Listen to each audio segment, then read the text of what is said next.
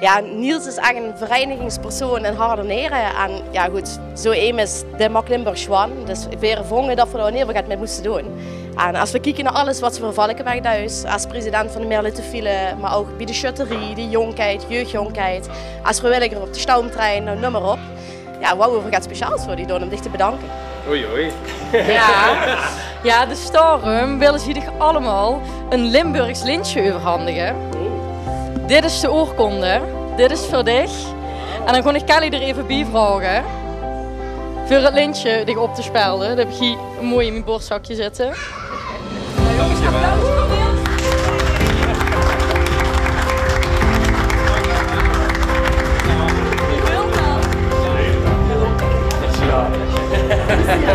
Dank. Collega, proficiat. Dankjewel.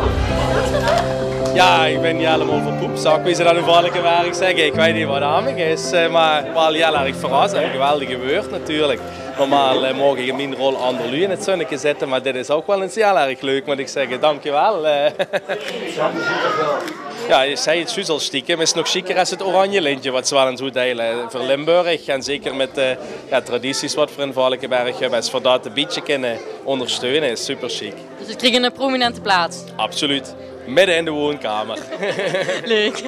Ja, dankjewel. Ja, alsjeblieft. Ja, we zijn blij dat we dichter blij met kunnen maken. Dat is zeer zeker gelukt. Dankjewel.